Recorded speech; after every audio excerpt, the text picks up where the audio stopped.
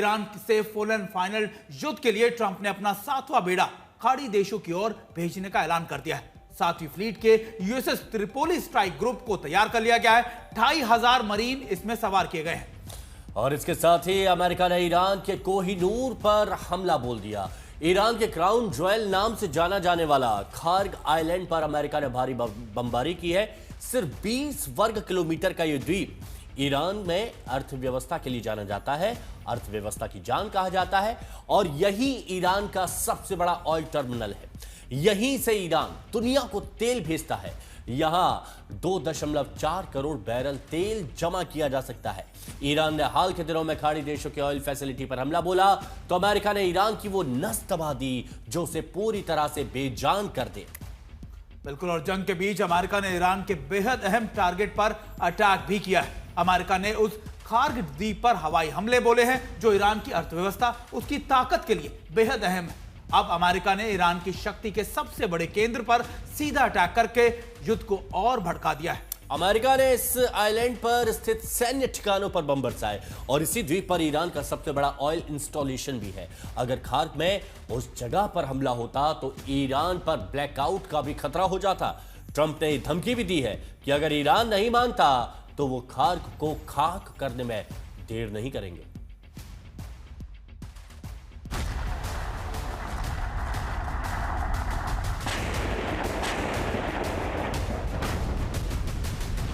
क्या अमेरिका ने ईरान की कमजोर नस पर सीधा टारगेट कर दिया है?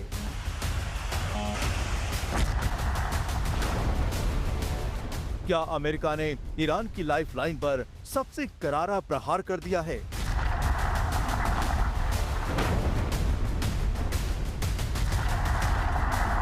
क्या अब अमेरिका ने ईरान को घुटनों पर लाने के प्लान पर अमल शुरू कर दिया है?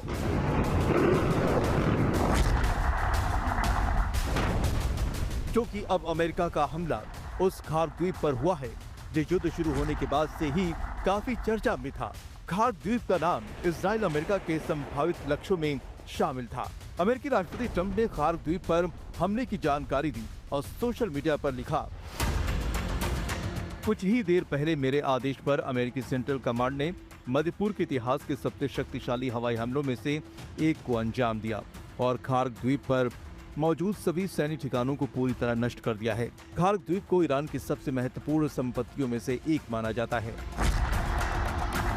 सोशल मीडिया पोस्ट के कुछ ही देर बाद ट्रंप ने खार्ग द्वीप पर अमेरिकी सेना के हमले का वीडियो भी साझा किया। ऐसे में सबसे बड़ा सवाल ये है कि आखिर युद्ध के 15वें दिन खार्ग द्वीप पर अमेरिकी हमले को इतना अहम क्यों माना जा रहा है? दरअसल खार्ग द्वीप को ईरान का सबसे बड़ा तेल टर्मिनल कहा जाता है। यहाँ विशाल टैंक फार्म भी बने हुए हैं जिनमें करीब 2.4 करोड़ बैरल कच्चा तेल जमा किया जा सकता है। समुद्र के नीचे बिछी पाइपलाइनें ईरान के बड़े तेल क्षेत्रों को सीधे इस द्वीप से जोड़ती हैं। इन पाइपलाइनों के जरिए तेल खार्ग आइलैंड तक पहुँचता है, फिर यहाँ से बड़े टैंकरों में भरकर दुनिया के अलग अलग देशों तक भेजा जाता है। यही वजह है कि यह द्वीप ईरान की अर्थव्यवस्था की रीढ़ माना जाता है। अब अमेरिका ने युद्ध में ईरान को घुटनों पर लाने के लिए सीधी उसकी अर्थव्यवस्था की रीढ़ पर हमला किया है।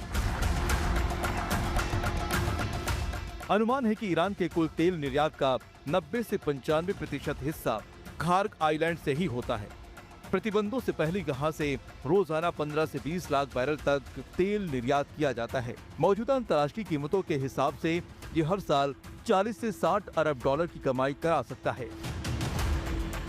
ये पैसा ईरान की सरकार के लिए बेहद अहम है, जिसे अब सीधा टारगेट कर अमेरिका ने ईरान की अर्थव्यवस्था को और बड़ा झटका देने की कोशिश की है। दिलचस्प बात यह है कि खार्ग आइलैंड को लेकर राष्ट्रपति डोनाल्ड ट्रंप का नजरिया नया नहीं है। 1988 में दिए गए एक इंटरव्यू में उन्होंने कहा था कि अगर ईरान अमेरिकी जहाजों पर हमला करता है तो अमेरिका के खार्ग को आइलैंड पर कब्जा कर लेना चाहिए।